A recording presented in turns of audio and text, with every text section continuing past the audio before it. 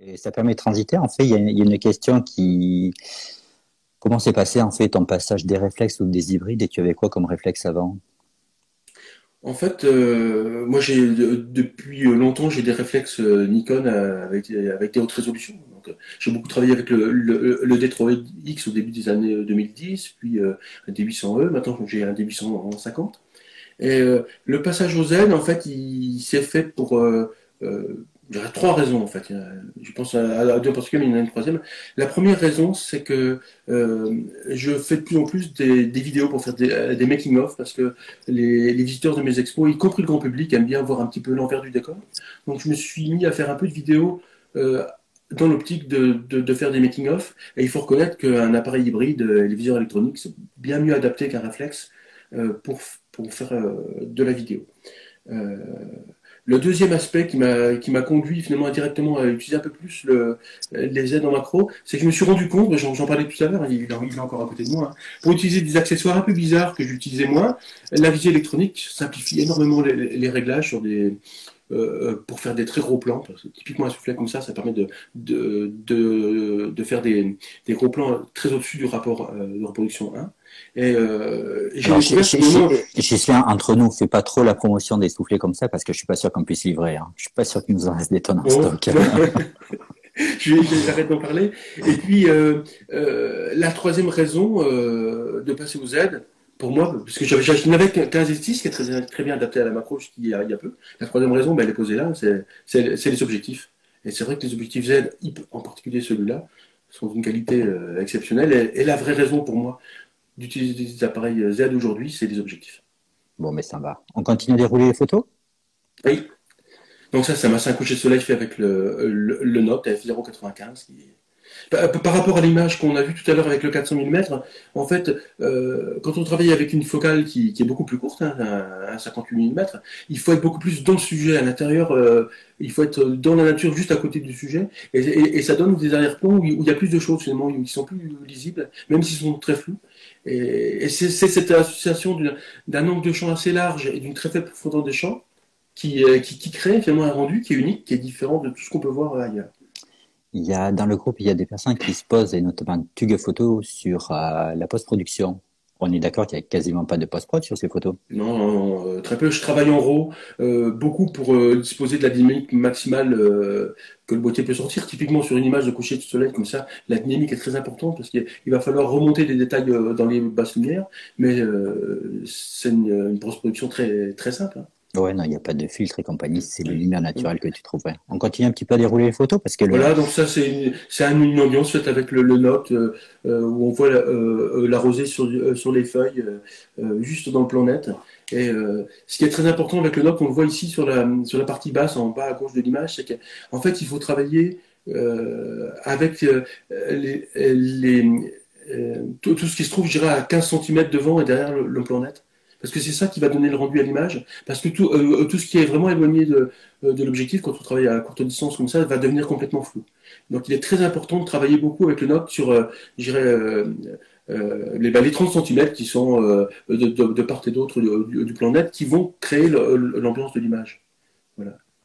Donc ça, c'est pas une image faite avec le Note, c'est fait avec le 200 f2, toujours à pleine ouverture à f2 qui donne aussi des rendus très sympathiques, hein.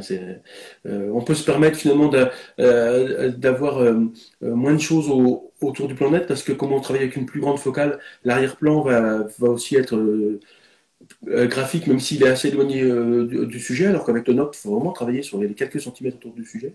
Mais le 202, c'est aussi une de mes optiques préférées, hein. Et le rendu d'image que j'apprécie. Alors, il y a des questions qui tombent également sur les types de flash, quand tu te règles, etc. Je rappelle pour ceux qui nous rejoignent en cours que dès qu'on a fini de s'éduquer l'œil avec tes images, tu passes en TP et là, tu vas dérouler l'ensemble de ton set technique. Donc Vous là, allez tout voir. j'invite toutes les questions qui tombent à patienter un petit peu. Ça, Voilà. c'est du Noct, par contre. Ça c'est du Note. Donc là, j'avais beaucoup fermé le diaphragme, hein. Je suis à F1, là. Ouais. 1,0. D'accord, ok. Donc tu travailles à F1 en diaphragme sur le Noct. Il fallait la faire celle-là. Je pense que Voilà. Et je ferme rarement le diaphragme au-delà de F1 parce que je trouve qu'il y a trop de profondeur de champ. ouais, c'est ton côté snob, ça. Ouais.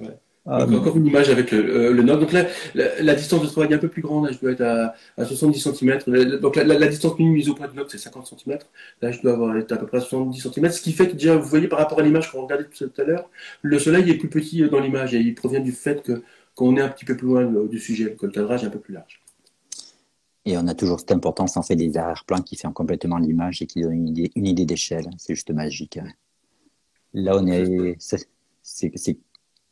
C'est une autre image faite avec le Note ben, pendant mes tests, puisqu'en fait, les tests du Note, je les ai fait pendant le mois d'octobre, et donc j'ai eu la chance de profiter des belles couleurs de l'automne. Donc là, c'est un petit tircis, un papillon très commun qui est photographié dans un arbre qui est en train de changer de couleur, de prendre des teintes de l'automne. Et j'aime bien souvent aussi avoir une ambiance qui répond aux couleurs des ailes du papillon.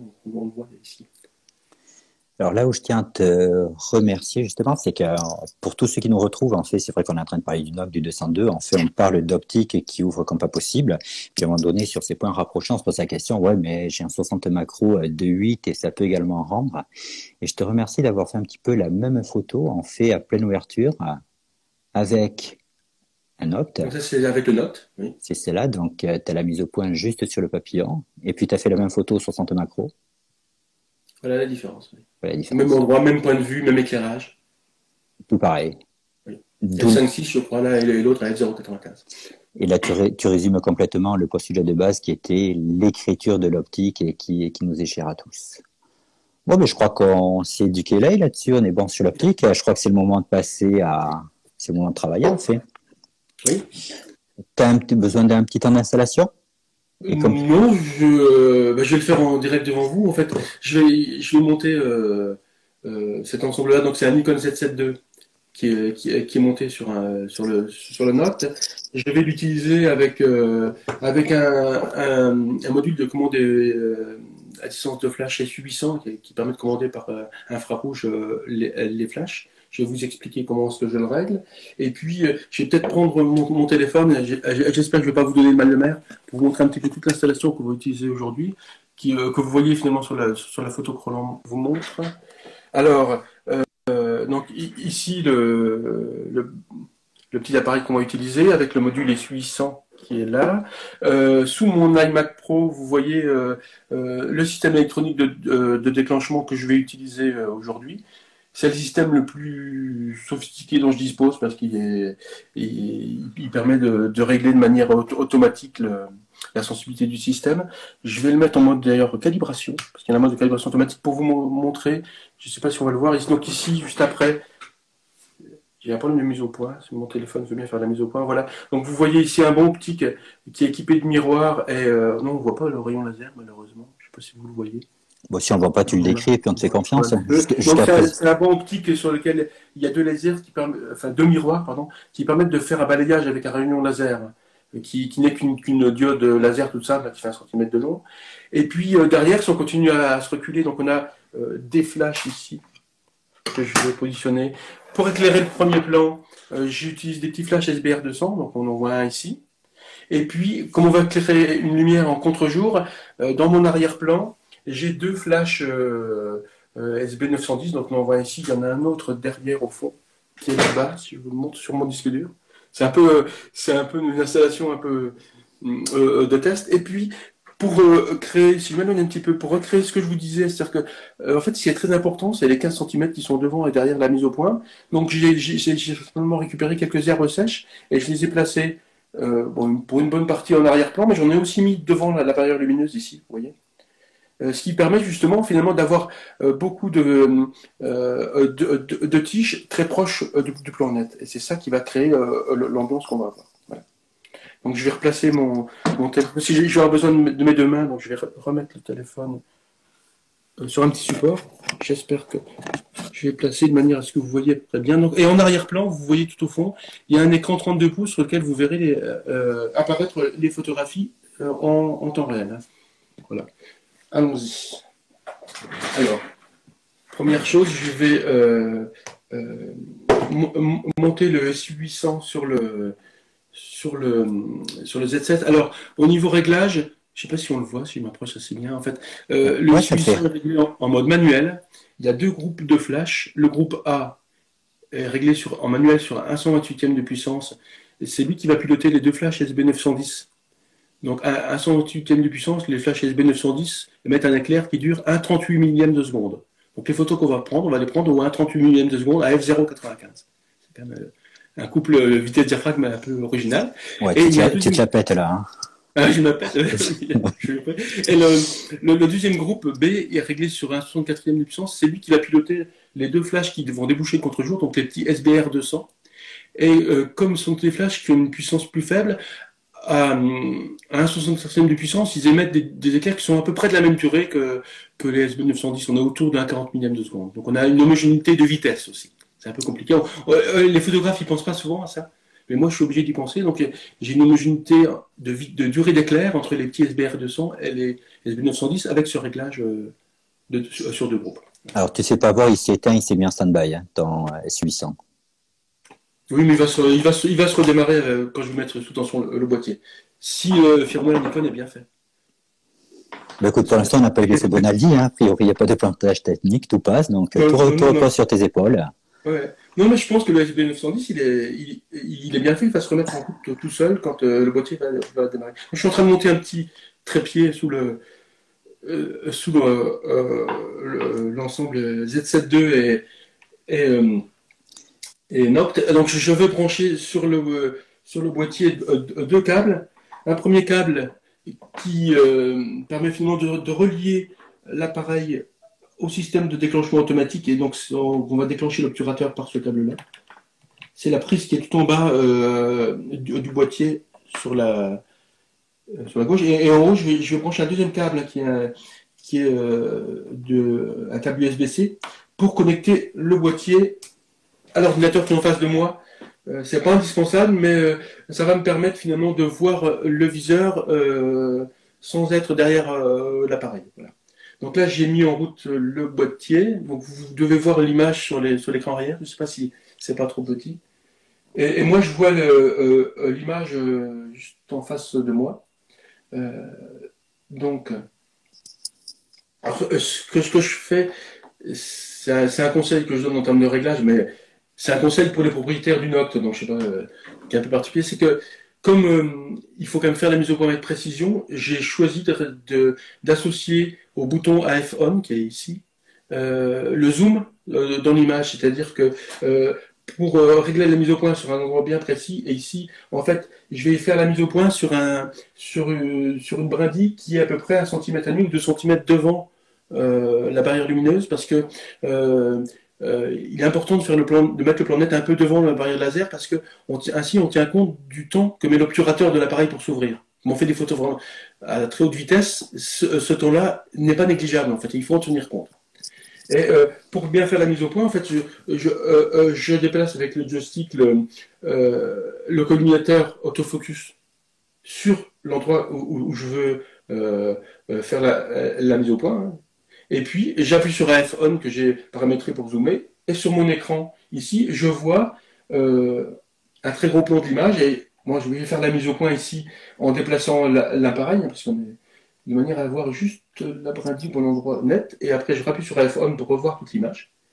Et je peux, voilà, ajuster. Je crois que j'ai une fenêtre qui me gêne, je vais l'enlever. Voilà, donc là j'ai ajusté le cadrage. Donc sur la partie gauche du cadre, donc j'ai des herbes au premier plan.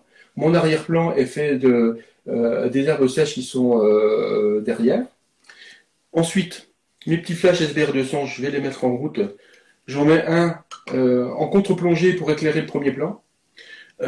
Avec les papillons, l'éclairage du premier plan en contre-plongée est souvent intéressant parce que les papillons, je sais même comme ça, ont tendance à voler avec les ailes en moyenne, à 45 degrés comme ça.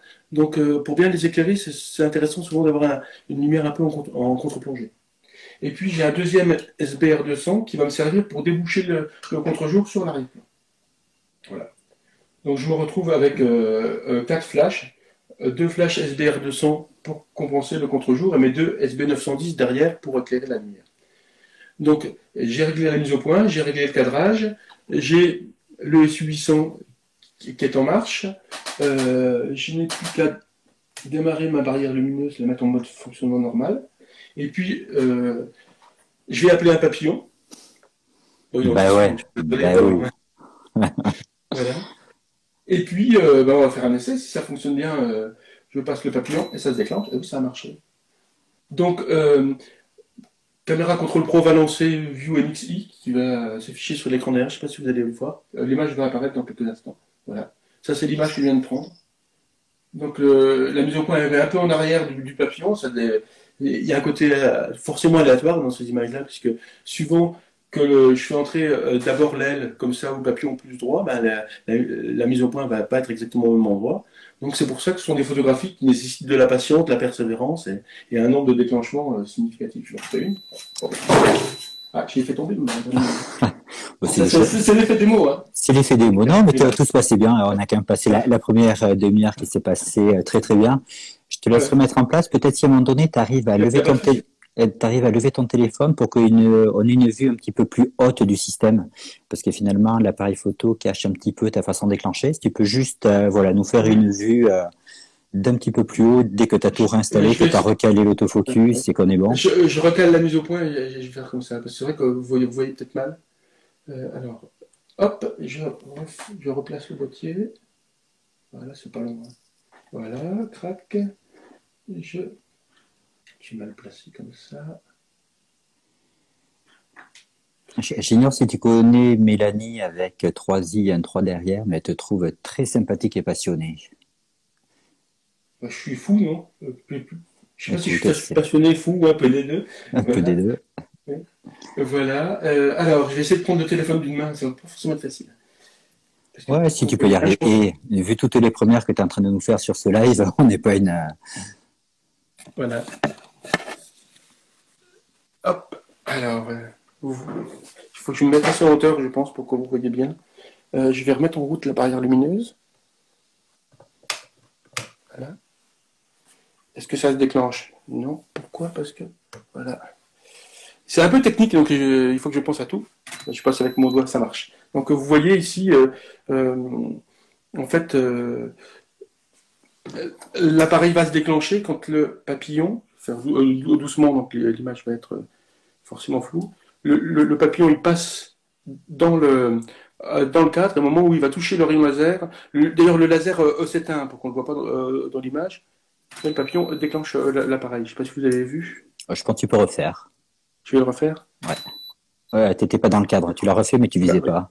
Allez, une dernière fois. Mal, ouais, donc là, on a toute l'explication. Donc là, on est bon sur le setup. Excellent. Je vais plus loin. Après, je prends plein de photos parce que je laisse le papillon au milieu. Voilà. Je crois que tu peux nous montrer un petit peu ce que ça donne sur ton écran, peut-être. Oui, alors je vais essayer de... Pendant 2 secondes, vous n'allez pas voir grand-chose parce que je vais essayer d'en faire une à la... Parce qu'il faut que le papillon se déplace à peu près à 20 ou 30 km/h pour qu'elle soit nette. Hein. Si je ne le fais pas, hop. D'accord. Il faut quand même que je reprenne une photo à peu près réussie. Voilà. Stéphane, il veut savoir si le dressage des papillons, c'est long. Ah, c'est très très long. Hein, ouais. C'est très très long.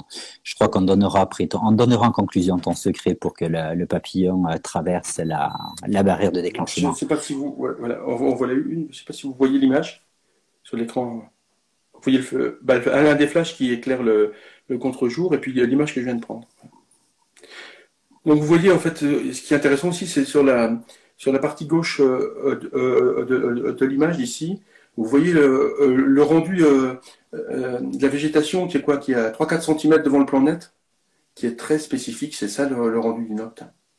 Voilà. Ouais, c'est juste magique. Hein. On parle d'écriture depuis le début, mais ça change complètement la fabrication des images et il y a une réelle valeur ajoutée pour les photographes. Oui.